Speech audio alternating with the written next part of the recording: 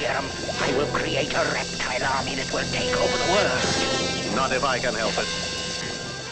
15 best 60s cartoon shows that are still fresh in our memories. If you were a kid during the 60s, Saturday morning cartoons probably had a special place in your heart. The variety was delightful, and even though the animated shows lacked the finesse and style that was developed later in the 80s and 90s, they were still fun to watch. From the spinach-powered sailorman to the hilarious antics of the Flintstones, the content was brimming with talent, and the 60s went on to deliver some sensational characters that are loved even today. Amidst the wide wealth of heartwarming cartoon shows from the 60s, we decided to bring you our pick from the lot. Some have faded away with time, while others got developed further in the years to come, but all of them entertained kids with their pure, unadulterated episodes. In this video, let us celebrate the past by walking down memory lane and revisiting the days of simplicity and joyous animated content. Before we go on to our explanation, we have a very small request. If you like our content, please support us by subscribing to our channel. This is a small click for you, but for us it means a lot. Thank you, and let's begin. But now I'm going to turn you off.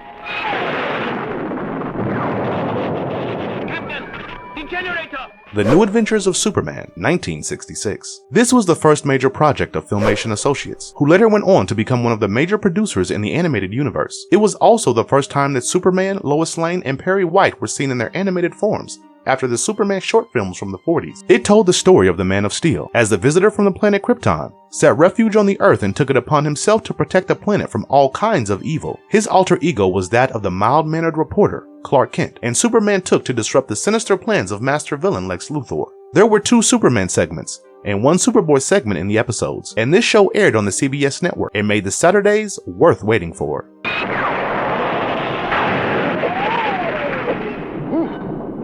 You made me see stars that time. The show promised 4 seasons of pure joy for the fans, and it was a perfect start for the silver age of superheroes and cartoons. It was probably one of the most powerful versions of Superman that you could come across. He would take missiles to the chest without batting an eyelid, and nothing apart from kryptonite could trouble him.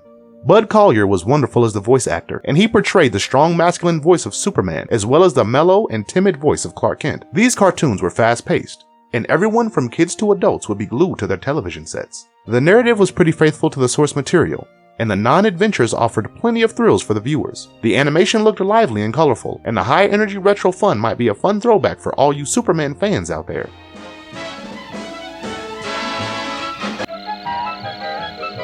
The Jetsons. The Jetsons, 1962 to 1963. It was supposed to be Hanna-Barbera's counterpart to the Flintstones, and they tasted success with some rich content and subtle humor. The Jetsons are a family living in a comical version of the future, and they have everything from robots to quirky inventions and even aliens. The family resides in Orbit City, and George Jetson works in Spacely Sprockets under a terrible boss, Cosmo Spacely. Back at home, he has a wife, Jane, and a son and a daughter named Elroy and Judy. 3, 2, 1. The words go. Their housekeeper is a robot maid, and even their dog Astro has some special characteristics. The narrative is all about their adventures and the hilarious scenarios that crop up in their daily lives. This was a historic moment for ABC TV because it happened to be the first program that was broadcast in color. It was a typical family sitcom with all the conventional elements that you could expect. However, it was the brilliance and simplicity that made this one of the most popular cartoons during that phase. The show initially ran for 24 episodes, and later in 1985 it was revived one more time with some changes and new episodes. It is quite remarkable to watch the Jetsons today, because some of the futuristic gadgets and devices that they showed are actually a reality now. Newspapers on the screen, video chats, computer viruses, and flat screen televisions. They all happened over the years, and hats off to the makers for being such visionaries. People loved the show for some really cool futuristic tech, and it looked stunning for the times in terms of animation quality. The characters were easily relatable, and the only thing wrong with the show was that it ended too soon back then. That opening theme song still gets us going, and it was only going to be a stepping stone for Hanna-Barbera, as they delivered some unforgettable classics over the years. We would love to see the show brought back in modern colors, because there can never be a dull moment with the Jetsons.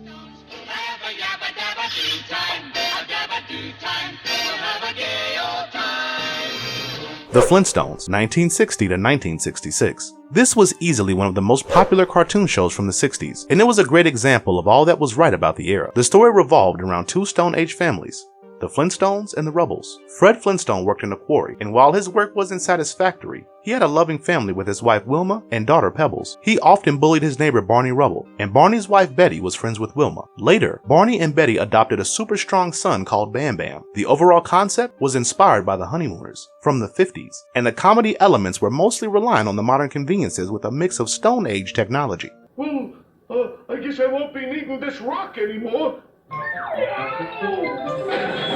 When people say that the Flintstones put Hanna-Barbera Studios on the map, they aren't really exaggerating. Their work in the Jetsons and the Flintstones made everyone take them seriously, and it was the beginning of a legacy that was about to unfold. This was a show that the adults could enjoy just as much as the children, and the unadulterated humor was pure and blissful. The characters like Fred, Barney, Wilma, Pebbles, etc. have been presented with unique personalities, and their facial expressions steal the show at times. They are a fun group of people to watch as they go about their daily lives, and the quality of writing was top-notch for the show.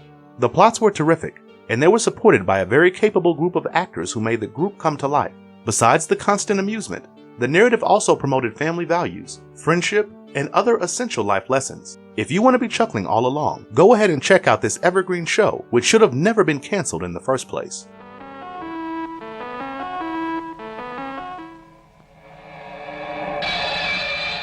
Space Patrol, 1963 to 1968. The narrative is premised on the futuristic world of 2100, and the civilizations on the planet Mars and Venus have flourished by now alongside Earth. They have come together to form the United Galactic Organization, and the Space Patrol is their military wing. It is led by a heroic captain, Larry Dart, and he has a few humanoids in his group.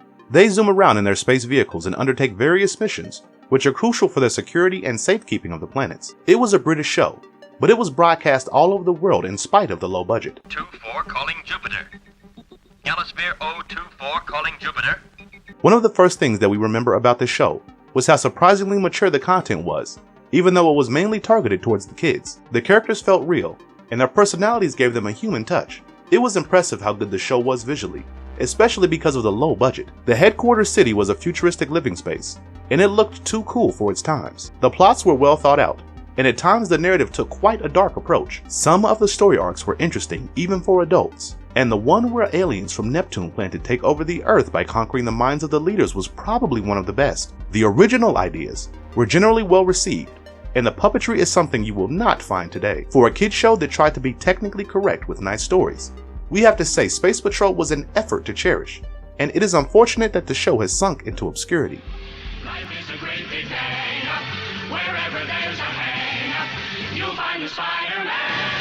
SpiderMan, 1967 to 1970. This animated version of Spider-Man holds a special place in the hearts of fans because it was the first TV series based on the comic book series created by Stan Lee and Steve Ditko. The series shed some lights on the life of a teenager, Peter Parker, who gets bitten by a radioactive spider and develops certain superpowers. He has enhanced strength with other spider-like powers, and he can shoot webs out of his hands to sling across buildings or attack enemies. Basically, it is your typical Spider-Man being formed, and the episodes show him as the crime fighter who is willing to risk his life to fight some supervillains.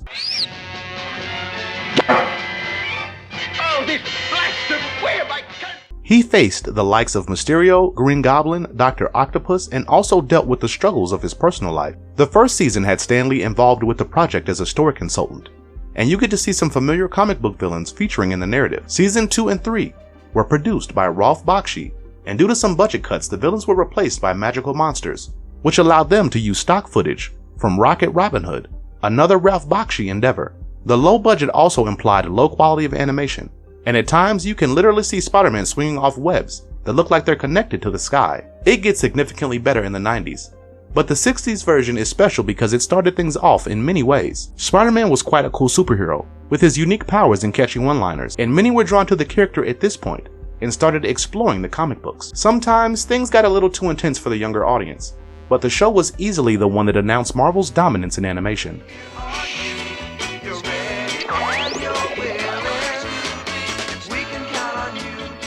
ScoobyDoo, Where Are You? 1969 to 1970. Many of you probably know ScoobyDoo from some of the later popular animated shows, but this was the one that made the group of young friends and their Great Dane Scooby-Doo familiar to the fans. Velma, Shaggy, Fred, and Daphne would hop into their green van along with their Great Dane, and they would involuntarily get involved in strange mysteries, and each would almost always involve something that appeared to be supernatural at first. Eventually, clues and other findings will reveal the foul play of the real villain, and overall, the episodes would promise loads of fun moments, courtesy of the cowardly dog Scooby and his best friend Shaggy. Buried in desert below.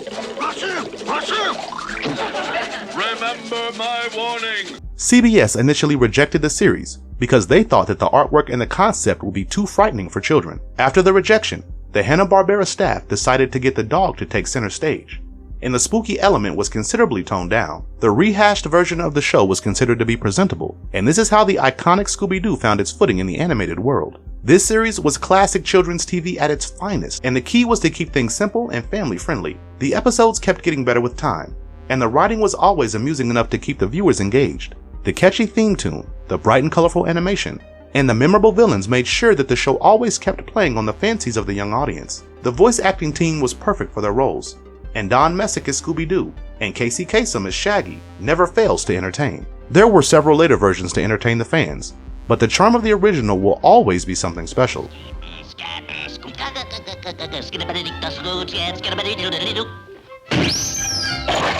Popeye the Sailor, 1960 to 1963. With over 220 episodes, this series produced for King Feature Syndicate TV became one of the biggest content holders for stories featuring Popeye. The episodes were fairly linear, and the idea was to show the savior, heroic side of Popeye the Sailor Man. His lady love Olive would often run into trouble, and he would have to save the day with his regular dose of spinach. He would become considerably stronger after consuming spinach, and this helped him in his numerous adventures. Once again, simplicity held the key, and people enjoyed watching the series because of the uncomplicated storytelling. Okay, boys, last one in's a rotten egg. The show creators did not have their own cartoon studios, and this required them to create storyboards and send them across to various other studios. This often resulted in various different styles of animation, and the quality varied as well. However, it also goes on to show the grit and determination that the creators had back in the day to get the job done. You must have noticed Popeye's fascination with spinach, and this was actually due to a popular belief that spinach was a superfood. The iron present in spinach was miscalculated and shown to be a lot higher than it actually is. It is still a nutritional food, just not enough to make you powerful in seconds. Minor inconsistencies and inaccurate facts aside, the show totally rocked. The quality of the stories and the animation did have a few ups and downs, but the overall fun factor was never compromised. Popeye was quite a protagonist, with his urge to protect the honor of his lady love, and his silliness is forgivable because of his enthusiasm. The narrative did end up being a tad bit repetitive, but it's a risk you have to consider when picking up something like Popeye the Sailor.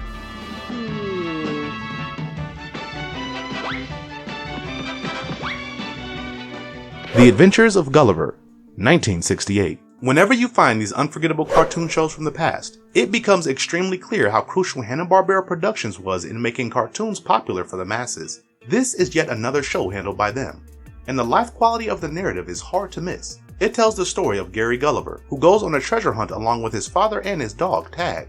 They get caught in a shipwreck, and Gary and Tag end up on the island of the Lilliputians. We made it, Tag. The Lilliputians are only a few centimeters tall, and they soon develop a friendship with Gary and Tag, even helping them search for Gary's missing father. Their adventure saga comes alive through the episodes, and each one of them has some grand surprise waiting for you. This was a modern, updated version of Jonathan Swift's classic novel, and a satirical narrative absorbs some thrilling plots to keep things interesting. There are several fun characters all around, and the likes of Lilliput King Palm, his daughter Flirtatia, and the other miniature friends of Gary are amusing on screen. Captain Leech would always try to get his hands on Gary's treasure map, and his unsuccessful attempts also add to the humor. The stories were quite engaging, and the action-packed background score always kept the adrenaline flowing. The animation was pretty good for its time, and considering that this show was the predecessor to some of the Hanna-Barbera gems, like Scooby-Doo, things are certainly very impressive. In short, this might not be an unforgettable classic that is incredibly popular, but The Adventures of Gulliver is still a 60s cartoon that can be worth revisiting. Attaboy, Bandit! I gotcha! Look out, Johnny! Johnny Quest, 1964. This animated series looked surprisingly realistic because it was inspired by more realistic art and human characters. Jonny Quest was one of the first Hanna-Barbera action-based adventure shows, and they made use of a radio drama adventure character, Jack Armstrong, the all-American boy. The titular character is a 10-year-old boy whose father, Dr. Benton Quest, is a research scientist working for the government. He is often called for certain missions that require his expertise, and he is accompanied by Johnny, their bodyguard, and their bulldog named Bandit. An Indian orphan named Haji also helps them with his special powers, and together they work through various mysteries and dangerous situations around the world. You know it was a special cartoon show when you have fond memories of it after over 50 years. This was yet another Hanna-Barbera stamp of brilliance, and the show had everything from the adventure to action. The protagonist was a little boy, and we could all relate to the character and root for him. Jonny Quest was not your usual run-of-the-mill cartoon show from the 60s, and the content was certainly far more mature than some of its contemporaries. The show had some moderate violence, but it also focused on the fact that violence always had consequences. The additional elements such as dinosaurs, airplanes, robots, spiders, invisible monsters, etc. made things interesting and addictive, and there were simply no limitations to the creativity in the show. Unfortunately, all the goodness of the show did not convince the critics. The show's popularity wasn't exactly skyrocketing, and the production costs were a bit on the higher side. Eventually, the inevitable happened, and the show was canceled untimely after only one season. It may be a forgotten series today, but we have no hesitation in admitting that this was a thoroughly enjoyable show while it lasted.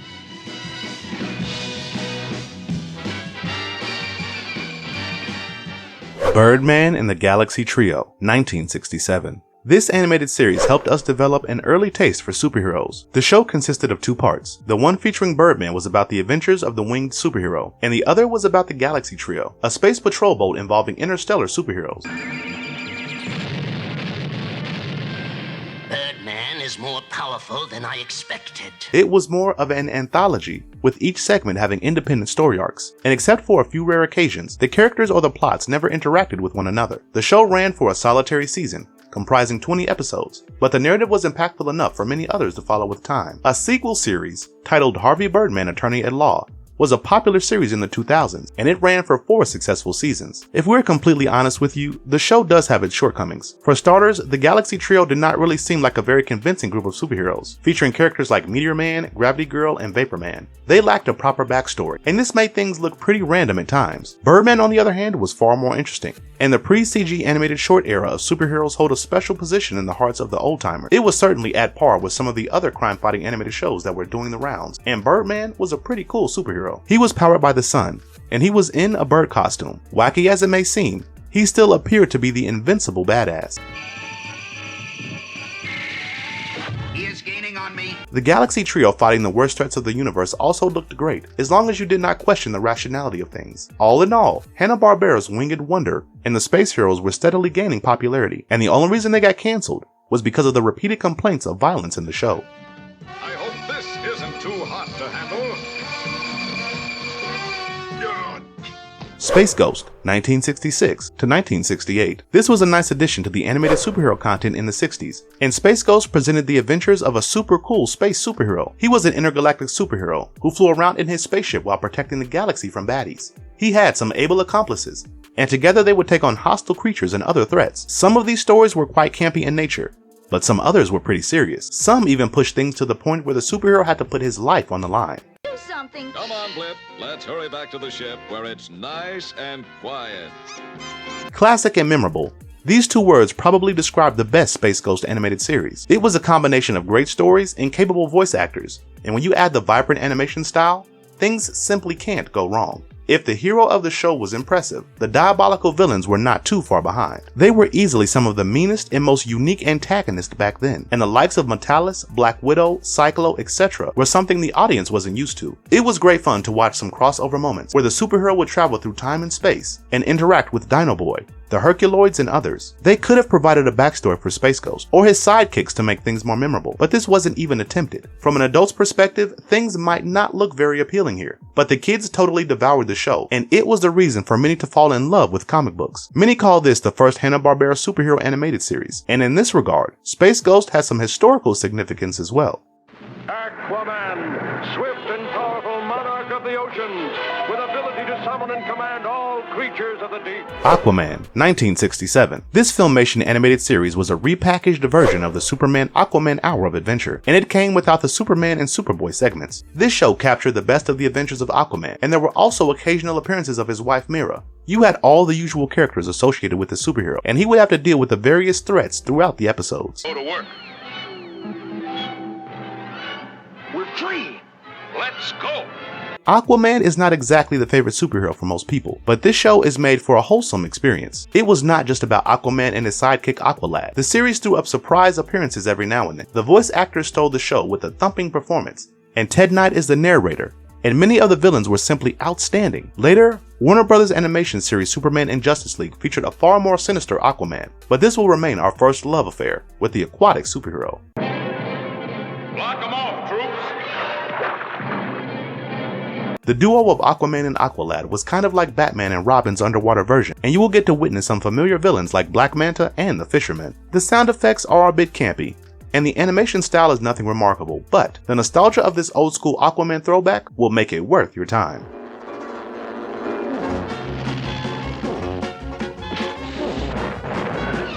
Dastardly and Muttley and Their Flying Machines, 1969. This was a very different animated show when you compare it to its contemporaries, and the series was premised in the World War I era. The storyline is as simple as it gets. Dick Dastardly and his dog Muttley are joined by the rest of the Vulture Squadron. They lead the fighter aircrafts for one mission, which happens to be a crafty, sneaky pigeon. The pigeon carries messages for the enemies, and the goal for Dastardly and his gang is to stop it before the message reaches its destination. They come up with various plans to outsmart the cunning bird, but it still seems to be one step ahead of them. This animated series was basically a parody of a movie titled Those Magnificent Men and Their Flying Machines. Not many are aware that this was also a Hanna-Barbera show because it was so uncharacteristic of their usual style. Besides, it wasn't common for them to use just 2 voice actors for all the roles. Clearly this was not some big budget effort, and the whole thing thrived on being downright silly.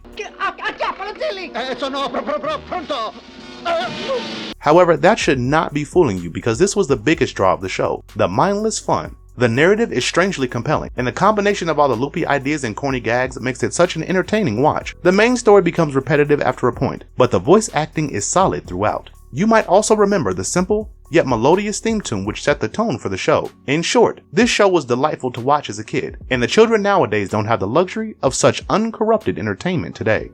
Frankenstein Jr.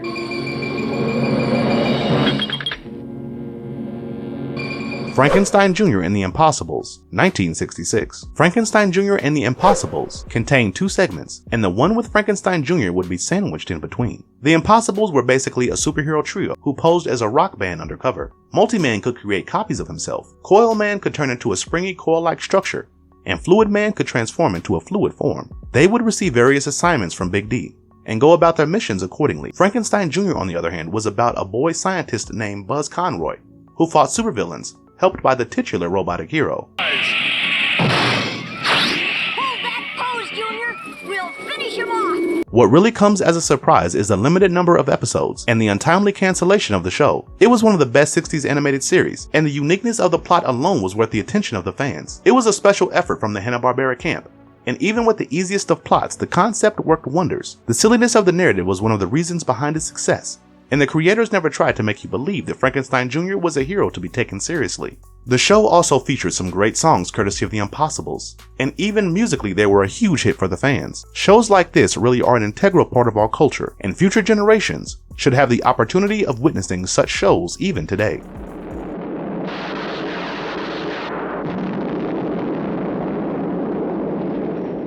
Captain Scarlet and the Mysterons, 1967. In a futuristic world where warfare has reached uncontrollable proportions, the story is premised in the year 2068, and the Earth receives a signal from Mars. It is discovered that a hidden alien race called the Mysterons sent the message, and they are simply curious about life on Earth. However, a misunderstanding leads to a war between the 2 species. The Mysterons are a supremely powerful alien race, capable of duplicating and cloning everything. Their biggest strength turns into the force for Earth after Captain Scarlet is created, and this almost indestructible superhero becomes Earth's savior. Will there be an end to the deadly fight against the alien menace? As you can imagine from the storyline, the series keeps things pretty serious the whole time. You have a watertight plot, and the suspense and thrill are animated throughout the show. It was one of the finest Anderson's shows, and right from the creepy opening sequence, you get the idea that this is not like their other works. However, There are certain limitations that come due to the puppets that are used. Movements are not fluent, and the models hardly look real. But then again, you have to consider that is all part of the charm of the show. The voices of the Mysterons have certainly scarred an entire generation, and just like the superhero, even the show has indestructibly stood the test of time. This is certainly one of the best works in Super Mario Nation, and once you get used to the idea, it promises to be a compelling series. 60s cartoon shows might take the back seat when people enthusiastically discuss some evergreen shows from the 80s and 90s, but it takes nothing away from the importance of the revolution that started much earlier. A conscious effort to make cartoons appealing for both young and the old resulted in the golden age later on, and we hope you liked our pick for some of the finest 60s cartoon shows. Do let us know in the comments below about your favorites, and feel free to add the ones we missed out on. And if you liked our content, don't forget to leave a like and subscribe to us if you haven't already. Have a good one and be safe. Thanks everyone. Goodbye! Goodbye, Space Ghost. Goodbye, Jason